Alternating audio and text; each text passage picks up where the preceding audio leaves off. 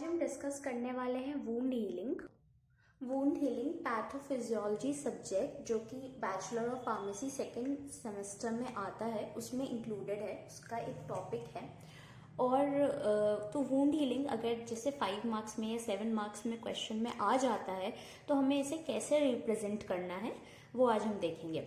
तो wound healing अगर आता है आपके पास कि आप एक्सप्लेन करिए कि वूंड हीलिंग में कितने स्टेजेस होते हैं या कितने फेजेस होते हैं और आपको ये एक्सप्लेन करना हो, तो सबसे पहले आप वूंड हीलिंग का एक लाइन का definition, minimum 1 line is required, so एक लाइन का डेफिनेशन लिख सकते हैं। तो अगर शॉर्ट डेफिनेशन बोला जाए तो वो ये होगा, wound healing is a complex और dynamic process of replacing damaged or devitalized tissue by newly produced tissues। मतलब अगर कोई टिश्यू डैमेज हो जाए या डिवाइटलाइज हो जाए, उसको जब न्यूली प्रोड्यूस टिश्यू यानी नए टिश्यू से रिप्लेस किया जाता है, उस पूरे प्रोसेस को वूंड हीलिंग बोलते हैं। अब इसमें हम पढ़ेंगे कि इसमें 4 स्टेजेस आते हैं या फिर 4 फेजेस आते हैं। सबसे पहला है हीमोस्टैसिस या ब्लीडिंग फेज। अब यहाँ पे क्या है, as soon as there is an injury in the skin, bleeding starts. This results in activation of platelets and the platelets aggregate. मतलब जैसे ही चोट लगती है, इंजरी लगती है स्किन में या कोई भी पार्ट में स्किन के, तो ब्लीडिंग स्टार्ट हो जाती है और जैसे ही ब्लीडिंग स्टार्ट होती है वैसे ही प्लेटलेट्स एग्रीगेट हो जाते हैं उस पर्टिकुलर प्लेस पे। Also the conversion of prostaglandin H2 into thromboxane A2 by thromboxane synthase results in hemostasis initiated vasoconstriction। Prostaglandin H2 जब थ्रोम्बोजेन A2 में कन्वर्ट होता है तो वो भी वैसोकॉन्स्ट्रिक्शन करता है, और जब वो वैसोकॉन्स्ट्रिक्शन करता है तो जहाँ से ब्लीडिंग हो रही है वहाँ की वैसोकॉन्स्ट्रिक्शन क्या होता है, कॉन्स्ट्रिक्ट हो जाती है ब्लड वेसल्स, तो वहाँ की जो वेसल्स है वो कॉन्स्ट्रिक्ट हो जाती है, जिसके कारण भी ब्लीडिंग जो स्टार्ट हुई है वो रुकना, मतलब जो ब्लीडिंग स्टार्टेड है वो रुकना शुरू होती है। The second phase is inflammatory phase.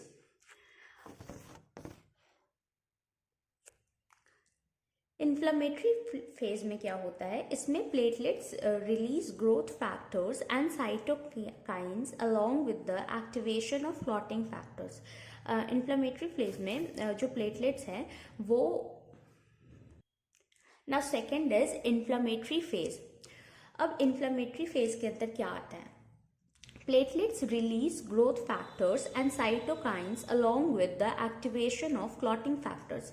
platelets growth factors, cytokines और clotting factors release करते हैं।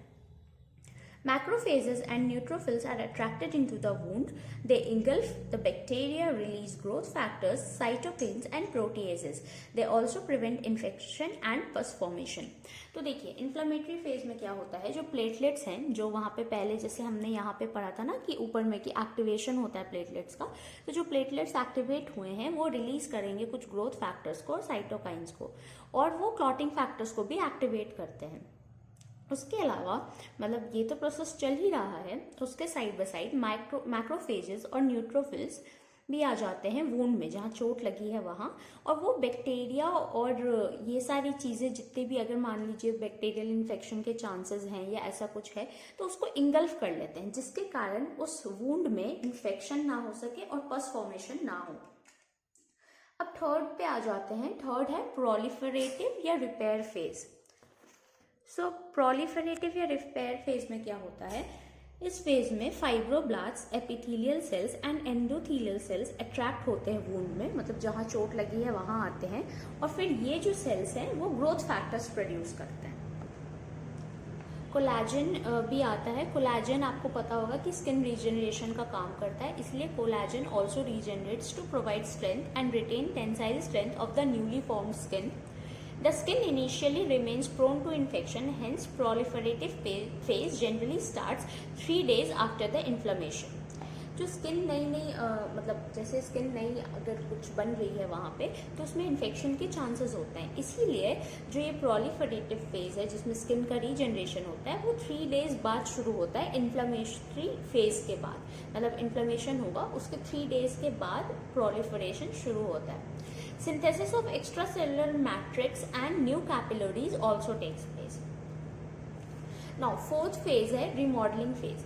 In remodeling phase, fibroblasts facilitates the remodeling of the scar by producing extracellular matrix and epidermal cells. इसमें epidermal cells और extracellular matrix का formation होता है. New melanocyte cells are also formed. This phase is characterized by the reappearance of the original structure of the skin. जब जो skin का original structure था जो कि लॉस्ट हो गया था इंजरी के कारण, वो रीअपेयर होता है. अगर if the damage is massive there will be formation of scar. अगर डैमेज ज़्यादा हुआ है तो आप देखते होंगे कभी चोट लगी है तो वो निशान स्कार हमेशा रह जाता है, और अगर कम होता है तो फिर नए सेल्स आते हैं, स्कार फॉर्मेशन नहीं होता है. सो सेकेंड लाइन यही है, whereas if there is a light scratch no scar formation takes place. तो ये चार्ट था हमारा. मतलब अगर ब्रीफ आपको लिखना हुआ तो आप लिख सकते हो वुंड हीलिंग के ऊपर. और इसी को मैंने एक फ्लो चार्ट के फॉर्म में भी रिप्रेजेंट किया है, आप चाहो तो एक बार पढ़ लो. सेम चीज़ है इसलिए मैं एक्सप्लेन नहीं करूँगी, मैं आपको बस एक ओवरव्यू दे देती हूँ कि मैंने कैसे फ्लो चार्ट बनाया है. तो ये फ्लो चार्ट है. मैंने इसका ओरिएंटेशन चेंज कर दिया है ताकि पूरा फ्लो चार्ट आपको एक बार में दिख सके. आप चाहो तो इसका स्क्रीनशॉट ले लो. ये क्विक रिव्यू के लिए है. इन केस अगर आपको उतना वर्ड बाय वर्ड नहीं याद करना है तो आप इतना याद कर लो, फिर आप उसको एक्सप्लेन करके लिख दोगे तो भी आपको फुल मार्क्स मिल सकते हैं. आप एक जगह ये फ्लो चार्ट बना दो और दूसरे साइड एक्सप्लेनेशन दे दो, तो ये आपका आंसर 3 to 4 पेजेस का हो जाएगा. आप आराम से इसको 5 to 7 मार्क्स में रिप्रेजेंट कर सकते हो. Thank you. अगर हेल्पफुल रहा हो वीडियो तो प्लीज़ लाइक कर दीजिए और सब्सक्राइब कर दीजिए. Thank you.